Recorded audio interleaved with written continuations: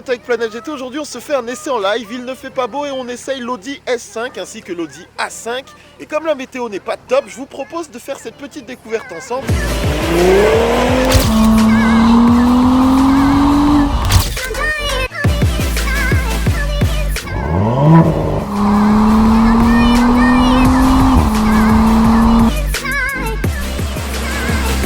Pour le moment, on a un peu conduit la S5 sur autoroute et déjà c'est une voiture fantastique. Ça fait 350 chevaux et c'est capable de faire un bruit monstrueux.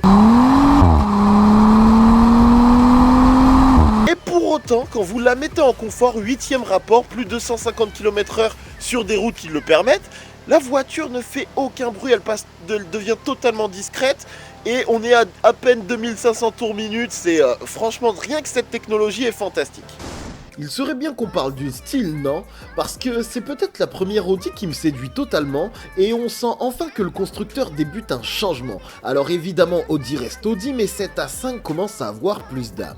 En fait, Audi généralement c'est assez classique et tous les véhicules se ressemblent un peu. Et là il y a plus de subtilité dans le design, c'est-à-dire qu'à l'avant, rien que le capot nervuré, le fait qu'il soit plus plongeant et que la single frame Audi soit élargie, vient donner plus de caractère. Et à l'arrière, là, c'est tellement bien dessiné, surtout sur la S5 où on a les 4 sorties d'échappement, le diffuseur très léger et beaucoup de lignes très sculptées avec notamment qui viennent s'intégrer dans les nouveaux phares un peu sombres. Le dessin est vraiment parfait et on notera d'ailleurs la ligne sur toute, qui traverse toute l'aile de la voiture et qui vient réellement trancher le design. Je trouve ça magnifique.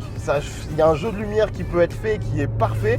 Et pour le coup, j'aime bien voir un peu de changement. Ça reste encore du Audi, c'est très facilement reconnaissable. Mais clairement, cette voiture est très très belle, avec une allure sportive.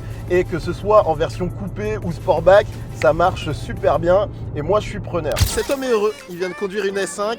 Comme quoi, vous voyez, c'est une bonne voiture, ça marche. Et ça, c'est notre nouveau modèle que je ne vous avais pas montré du coup.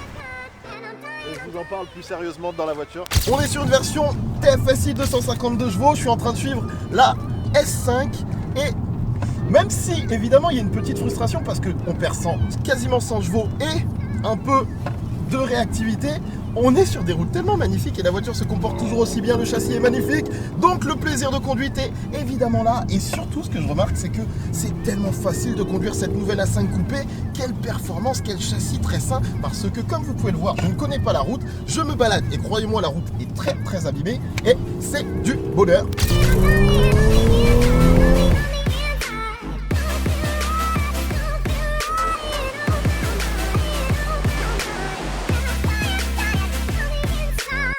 Qu'est-ce qu'elle vaut cette S5? C'est toujours aussi bien fait chez Audi. Quand on monte à l'intérieur, on est obligé de constater que la voiture fait bien le taf. Et ça, c'est excellent parce que pour le coup, ici sur la S5, on est dans une approche un peu plus sportive et ça se ressent bien. On est positionné bas.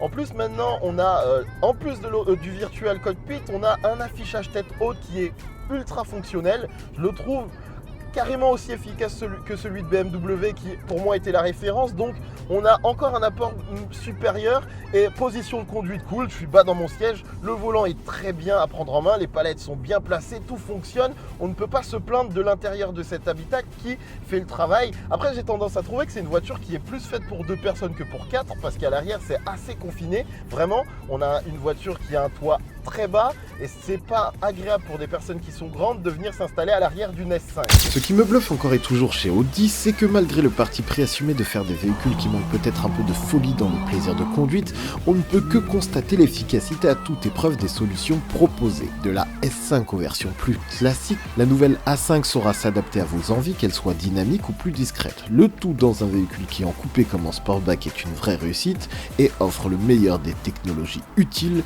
et c'est à mon sens un bon point pour ceux qui apprécient cette philosophie. Évidemment que c'est un bonheur de prendre cette voiture, vous vous en doutez bien, on est sur une version qui doit faire dans les 90 000 euros 93 000 euros, me dit Mickaël qui est à côté de moi.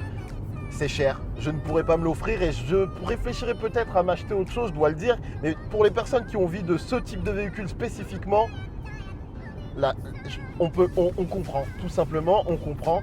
Il y a de la qualité. Évidemment que certaines personnes peut-être plus exigeantes, par exemple sur les sensations de conduite, n'iront pas chez Audi et prendront des véhicules plus typés sport, avec beaucoup plus d'informations et peut-être un caractère un peu plus énervé.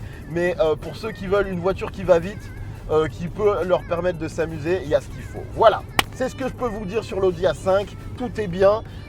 Et après, c'est une question de préférence et là, c'est vous qui choisissez. Moi, j'ai fait mon travail, je suis plutôt content de moi-même et j'espère que vous êtes content de moi.